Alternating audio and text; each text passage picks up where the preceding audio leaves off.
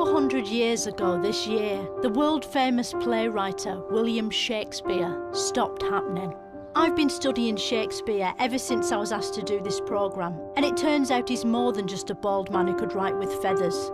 And the story of whether he was the best at writing ever is more interesting than you'd imagine. But why do we still talk about Shakespeare? We don't talk about Les Dennis anymore, even though he's still alive and hasn't done anything wrong. Did Shakespeare write nothing but boring gibberish with no relevance to our modern world of Tinder and peri-peri fries? Or does it just look, sound and feel that way? That's what I'm going on a journey to find out about. Along the way, I'll probe Shakespeare's life, study his complete works, and speak to Shakespearean experts and actors. Do you just learn the famous bits, like to be or not to be? Or do you learn all the bits in between as well? I have to learn all the bits in between. Are you fucking joking? No. It's big, but it takes a bit of time. Shut up. So join me, Philomena Cunk, as I go on a journey all the way into William Bartholomew Shakespeare, the man they call the King of the Bards.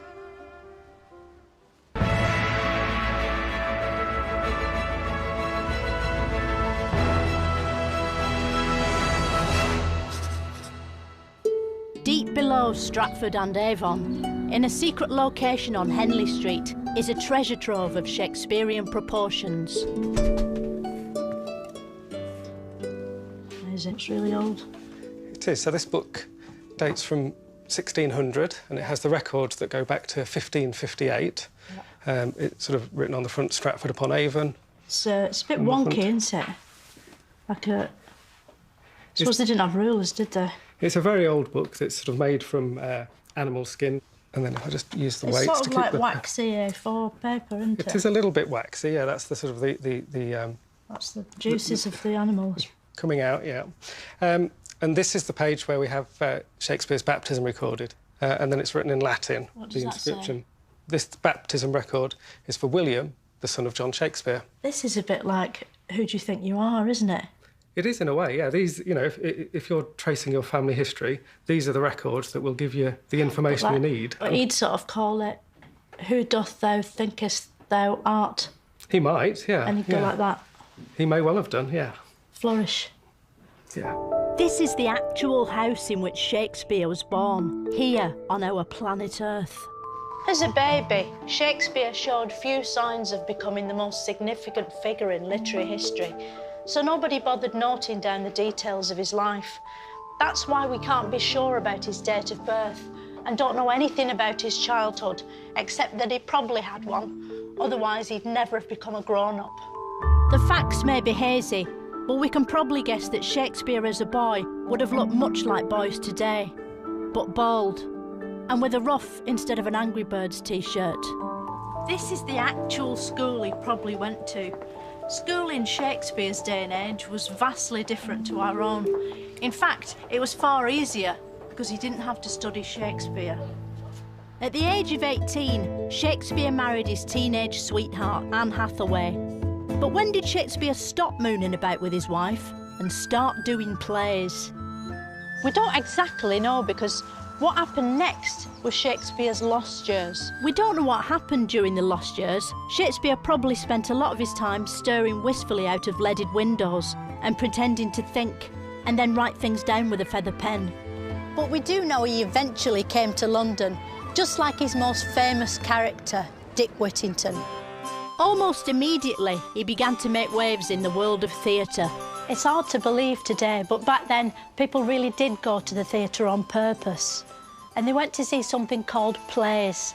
In plays, things happen in front of you, but at actual size, unlike television, which is smaller, or cinema, which is bigger.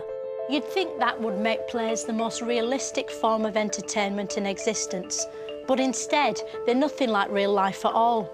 And that's because everyone shouts. Speak the speech, I pray you, as I pronounced it to you, trippingly on the tongue. Not proper shouting, like when a bus won't let you on, or shouting because of an emotion.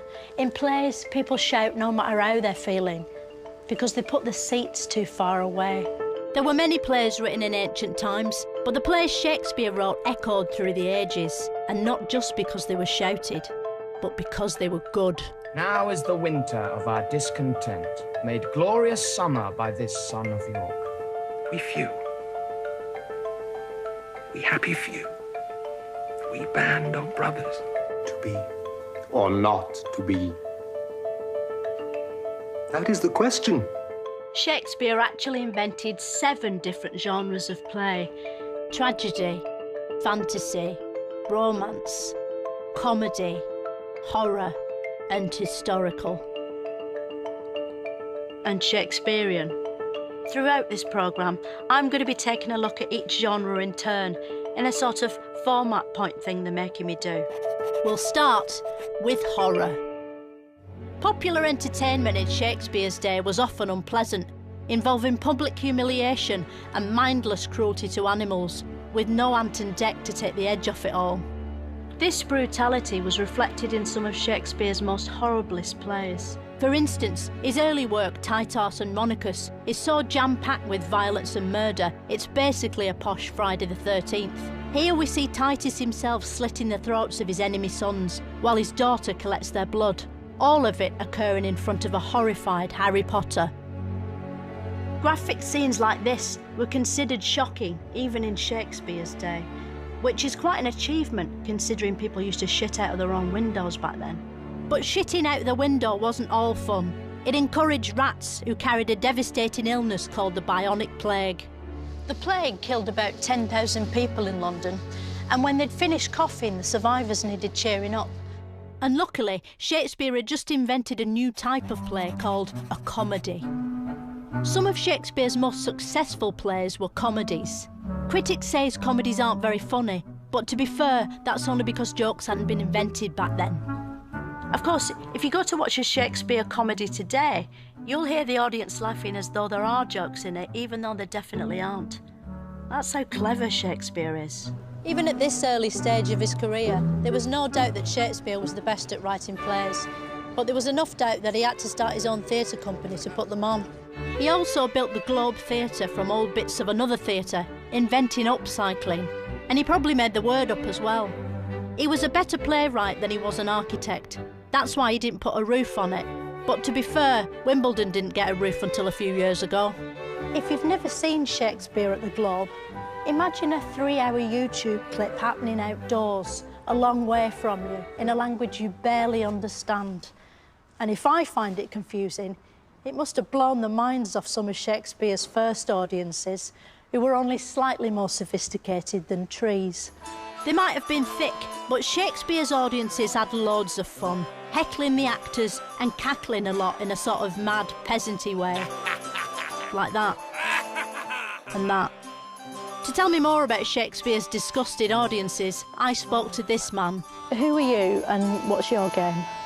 I'm Iqbal Khan and I'm a theatre director. What was theatre like in Shakespeare's day? Were all the audiences really rowdy then, you know? Did they wear tunics and have mud on their faces? The audiences ranged from the ordinary common working people who'd stand around the theatre here, and then they would range to the aristocrats who would sit at the top of the theatre. Right, so some of them had to stand up, they didn't have chairs? No, they would be standing. I've never had to stand for a whole Shakespeare. I don't think I could do it. I'd be livid if I didn't have a chair. I think the audiences quite enjoy it. I mean, particularly now. I don't think they do enjoy standing, do they? They actually enjoy the experience of standing. Who's told you that? Shakespeare's works are still performed now, and not just in theatres. There are countless different ways of interpreting Shakespeare's plays. There's properly, with all wooden furniture and beards and swords and people dressed up as sort of two-legged pageants. Or there's modern, where they speak in Shakespearean gobbledygook while dressed in contemporary clothing, a bit like Russell Brand. You dissentious rogues that rubbing the poor itch of your opinion make yourselves scabs. And there's startlingly avant-garde productions, which look and sound like this. Now, Spirit, whither wander you? Over there, I will wander everywhere. Incredibly, even today people actually got to see this sort of thing, despite it being completely fucking unwatchable. Speak again! Don't run away now.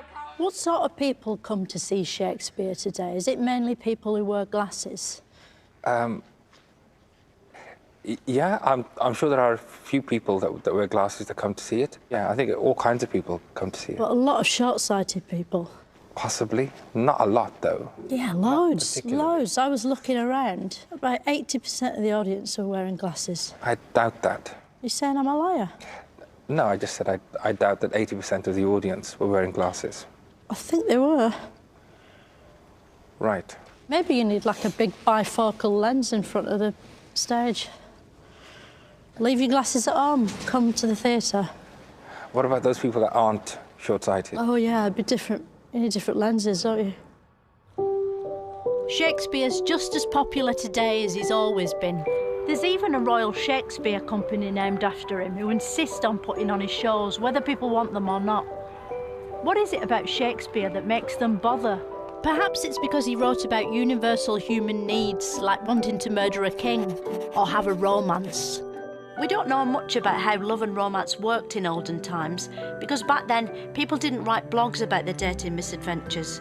But thanks to Shakespeare, what we do have is Romeo and Juliet, easily the finest romance of the pre-Dirty Dancing era. Romeo and Juliet is about these two rich, powerful families who hate each other. These two families are the Montagues, who sound quite posh, and the Capulets, who invented the headache tablet. They're perfectly happy having their feud until the touching moment Romeo from one side spots Juliet from the other. It's love at first sight, but from a distance, just like on Tinder. My lips, two blushing pilgrims, ready stand to smooth that rough touch with a tender kiss. Soon Romeo and Juliet are in love, even though they come from two different families, which is how we know it isn't set in Norfolk. Oh, Romeo, Romeo, wherefore art thou Romeo? To find out more about Romeo and Juliet, I went to talk to Shakespearean expert Stanley Wells.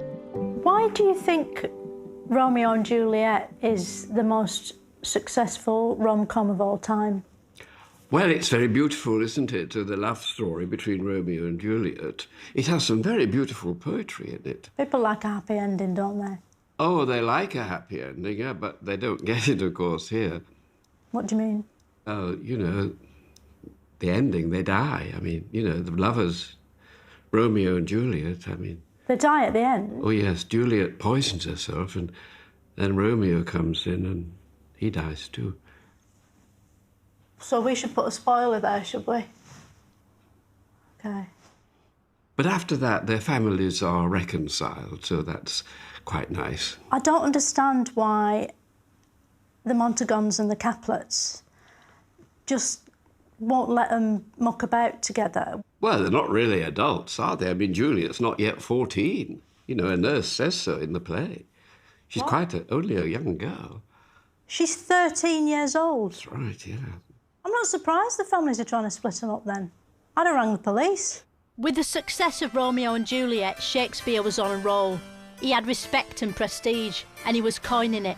If they had coins back then, I haven't checked. As his reputation grew, Shakespeare became popular with royalty, so he wrote stuff they'd enjoy in the hope of gaining power and influence, like Gary Barlow does now. Shakespeare's first royal fan was Queen Elizabeth I, the person, not the boat. Shakespeare wrote loads of plays about royals, known as his history plays.